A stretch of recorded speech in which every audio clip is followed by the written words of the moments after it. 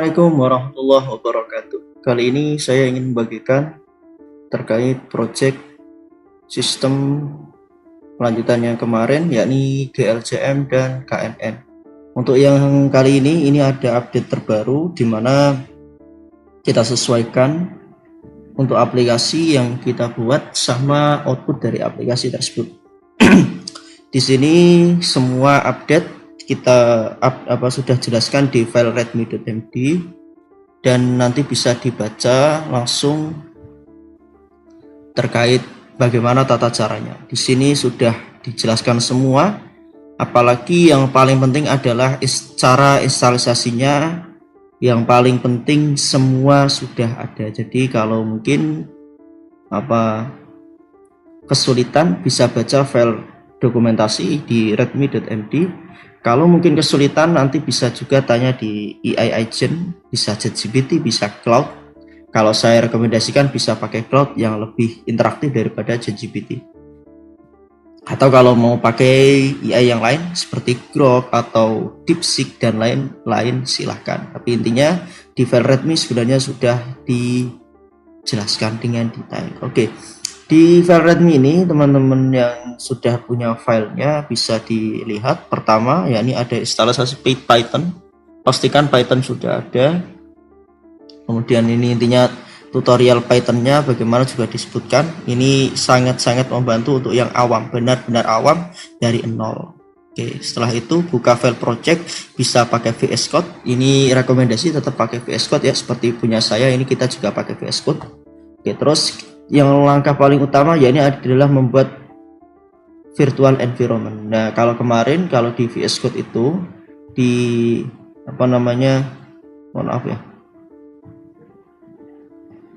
di extension. Nah, semua extensionnya itu harus diinstal. Bentar, extension ya, semua Python terutama Python environment pastikan ekstensi ini diinstal karena ini yang akan menjadi hook dari project kita kali ini, yakni adalah extension Python environment. Oke, kalau sudah ya, di sini terus kemudian buat environment, kemudian akan muncul folder .vim. Oke, kita coba lihat di projectnya. Kita taruh di sini. Cacat kain lah ini. Environmentnya sudah ada. Ini adalah folder environmentnya. Atau kalau di sini sebenarnya saya lupa, sebenarnya di sini juga ada folder environment di sini ya. Oke, kemudian untuk menjalankan bisa aktifkan dulu. Nah, kebetulan ini kita sudah aktifkan environmentnya. Terus di sini misalkan ada error dan lain-lain bisa dibaca ya. Kemudian yang paling penting adalah untuk yang pertama kali install package atau paket Python silahkan diinstal. Ada beberapa, yakni ada Flash, OpenCV, Python, kemudian dan lain-lain. Kemudian setelah selesai semuanya 3 sampai 10 menit tergantung koneksi karena ini kan mengunduh dari internet. Jika ada error silahkan coba satu-satu dan nanti bisa gunakan AI agent untuk cari instruksi tambahan apabila ada error. Karena untuk menginstal Python itu biasanya ada path yang harus diatur dulu di setelan dari Windows-nya, atau itu kalau pakai Windows. Kalau pakai Linux saya kurang paham karena ini hanya berlaku untuk di Windows. Oke, kemudian ekstraksi fitur GLCM. Ya, ini jika belum ada. Jika sudah ada, ya ini ada file ini. File ini berasal dari mana? Gitu. File ini berasal dari misal dari ini ya, dari jalankan program Python extract glcm meranti.py.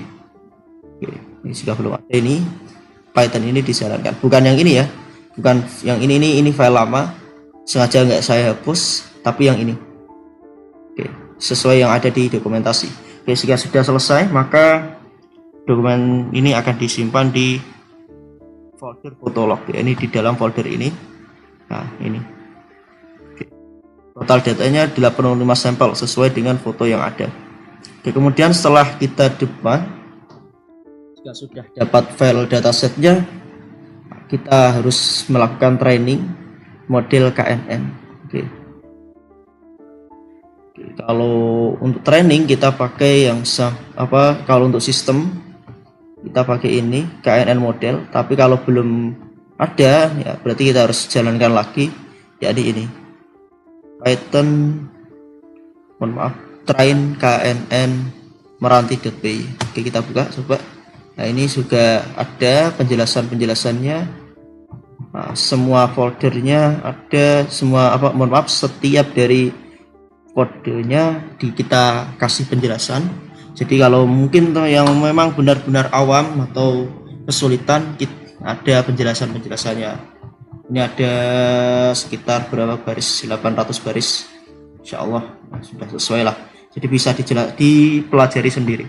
Jadi kita sudah, maka file itu akan outputnya di sini, yakni ini ada output dari file KNN ini, ada dataset GLCM normalisasi, jadi untuk normalisasi CSV. Jadi ketika dari foto dirubah ke dataset, itu dataset akan mengalami normalisasi, yang ini sudah disimpan di dataset GLCM normalisasi ini ya.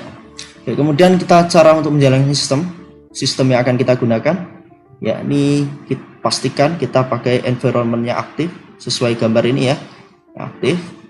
Untuk mengaktifkan tinggal copy ini, kemudian masukkan di terminalnya.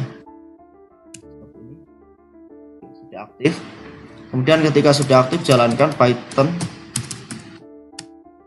app flash.py atau copy saja ini, kemudian masukkan ke terminal. Kita tunggu, sambil nunggu kita jeda dulu. Oke, mohon maaf agak lama karena kita harus menjalankan berbagai model, karena kita memang langsung pakai model, ya ini kita pakai model KNN.pkl. Semua ini filenya.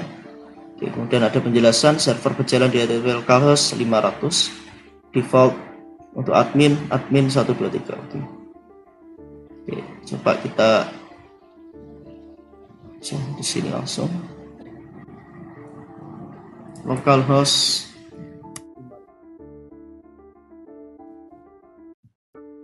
Ini adalah sistem kita yang kita bangun pakai flash. Untuk admin tadi admin 12 ya, ini passwordnya sudah kita ganti. Admin 123, admin 1 2 3 4. Oke, passwordnya ini karena kita tadi sudah ganti. Oke, biar lebih mudah kita default aja passwordnya. Kita admin 1 2 3, admin 1 2 3, simpan aja. Oke, sudah kita perbarui, coba kita perbarui. Di sini adalah dashboard dari admin. Di sini kita bisa lihat untuk data klasifikasinya apa saja, untuk label growong, kemudian penyakitnya growong, meranti merah, dan lain-lain. Ini datasetnya, ini jumlahnya. Sebenarnya ini untuk akurasi ada 64%. Kenapa? Karena sebenarnya kan ada ketidakseimbangan kelas. Nah, ada ketidakseimbangan kelas di mana meranti merah, meranti kuning dengan penyakit kaki anjing ini ada 46 dataset, sedangkan kelas-kelas yang lain sedikit. Jadi ada ketidakseimbangan dari datasetnya yang mengakibatkan akurasi rendah. Di sini laporannya jelas. Laporan ini itu ada di file file dari saya lupa namanya, model evaluation report txt. Ini yang akan ditampilkan di sini. Tadi ditampilkan di sistem. Tak saja untuk laporannya. Ini dashboard admin. Kemudian terus untuk user, bagaimana untuk user? Dia hanya bisa melakukan identifikasi saja sesuai yang ada di dalam. Untuk user hanya bisa melakukan dokumentasi sesuai yang ada di README. Nah, di sini sudah ada pengguna user, dia hanya bisa mengupload gambar, identifikasi, dan kemudian dia bisa melihat hasil lengkap. Oke, kita coba untuk tadi admin, sekarang kita yang user. Sebelumnya biar lebih enak kita load out dulu aja. Jadi untuk user tidak usah masuk, karena kalau di web besar, aplikasi besar, justru ketika user disyaratkan untuk login itu akan memberatkan user. Ya enak langsung jadi satu saja, sehingga kita memutuskan untuk user dia tidak usah login, tidak usah cari kredensial, langsung di landing page langsung bisa untuk melakukan yang namanya identifikasi. Ya, di sini identifikasi user, syarat atau lepas gambar. Ini kita bisa untuk pakai apa? Misalkan pakai untuk HIC, jadi kita juga sangat-sangat mendukung untuk memakai dari file-file yang dari iPhone. Coba kita deteksi. Oke, di sini nggak kelihatan karena memang ya, bentar, satu kali lagi, preview tidak tersedia. Nanti preview ini akan dilihatkan ketika nanti sudah jalan, karena memang kita untuk sistem ini di Windows tidak bisa melihat file dengan ekstensi HIC. Jadi untuk melihat nanti kita harus konversi dulu dari yang HIC ke PNG. Di sini juga sudah ada library yang kita gunakan. Jadi jangan lupa nanti untuk library-nya ini, ya, ini ada Philo HIF ini, ya. Jangan sampai di ini ada beberapa, bentar, kenapa ini? Stop file. Bentar, ada error. Oke, sudah selesai ya. Ini bisa melihat hasilnya, kemudian fitur nilainya berapa. Oke.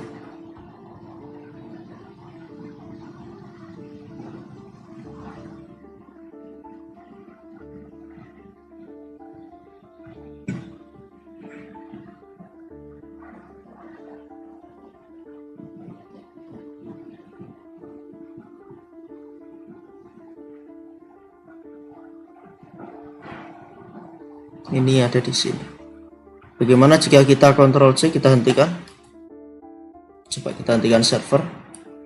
Untuk menghentikan server, Ctrl C. Oke, server sudah berhenti. Apakah aplikasi masih bisa? Kita refresh. Oke, tidak bisa terhubung karena server kita hentikan. Bagaimana jika server ini kita jalankan? Ya, sambil menunggu server jalan. Oke, kita loading dulu. Oke, bisa. Coba di sini ada running di localhost atau 10.10 dan lain sebagainya. Oke, coba kita refresh lagi. Oke, masih bisa ya. Karena ini semua disimpan di server, jadi agak berat. Jadi nanti tolong pakai sesuai requirement yang dijelaskan di file readme-nya. Di file readme ini ada persyaratan perangkat, hardware minimal RAM 4. Ini alhamdulillah di pembuatan ini kita masih pakai laptop RAM 4 dan alhamdulillah juga sudah masih lancar. Jadi kalau bisa disarankan yang RAM 8. Oke, kita pakai Core i3. Ya, mungkin sudah SSD sehingga tidak terlalu berat. Ya, mungkin itu dulu. Terima kasih sudah menyimak. Dan untuk file laporan ya, file laporan yang ada di sini.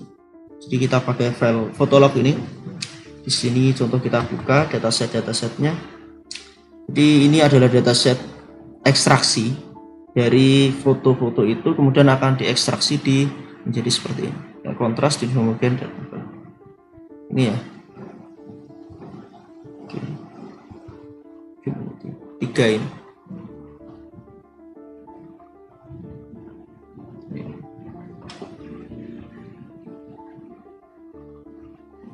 Kemudian kita normalisasi ketika masuk di KNN.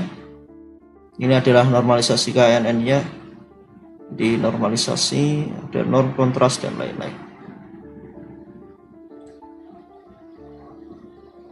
Jadi dua file ini. Kemudian ini ada model comparison result, atau ketika kita pakai model yang lain. Di sini kalau kita pakai logistic regression, ini akurasinya berapa dan lain-lain. Di akurasi tertinggi sebenarnya bisa kita dapatkan pakai logistik regresi atau regresi logistik. Sebenarnya pakai itu kalau mau akurasinya tinggi. Kemudian untuk optimal K search ini adalah ketika kita pakai KNN, kita pakai jarak Euclidean, itu ada beberapa K yang paling akurasi. Di sini kita ketemukan akurasi paling optimal ada di K3. Jadi 3 tetangga terdekat. Inilah yang kita pakai. Jadi kita pakai 3 tetangga terdekat. Ya, filenya ini.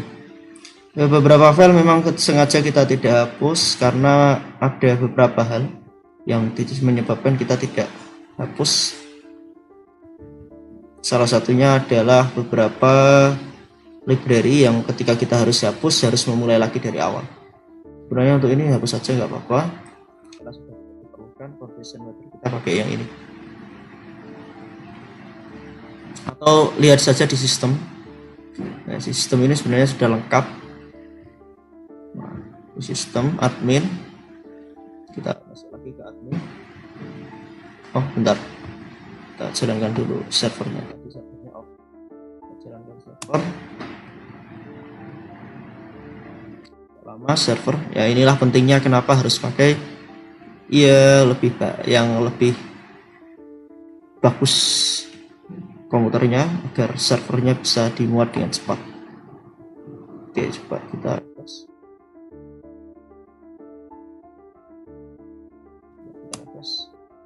Admin masuk. Langsung saja kita masuk. Nah, ini untuk data akurasi pakai yang ini aja. Akurasi semua ada di sini. Nah, semua penjelasannya ada di sini, semua ada. Bentar, nah, coba untuk K-nya kita hapus saja, kita sesuai. Bentar. Apakahnya pakai yang ini ya? Agak lupa pakai yang mana. Oh ya, pakai yang ini. Berarti yang ini hapus saja karena enggak dipakai. Untuk K yang dipakai yang ini. Tapi sebenarnya kalau dihapus semua pun, kalau mau menjalankan dari awal sesuai rekrutmen bisa. Jadi nggak usah khawatir kalau memakai atau mengikuti instruksi dari file readme ini, saya yakin bisa dipakai dengan bagus. Jadi intinya pakai file readme. Di sini sudah dijelaskan semua, ada 500 baris. Oke. Dan untuk reportnya yang sesuai saya janjikan di sini, saya pakai izin di sini. Ya, oke.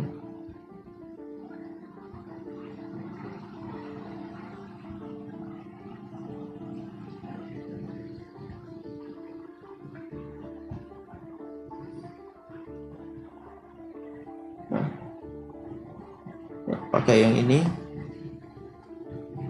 Semua ada di sini untuk dokumentasi yang digunakan. Semuanya sampai bawah ini memuat semua dokumentasi dalam bentuk laporan. Sekian, Assalamualaikum warahmatullahi wabarakatuh.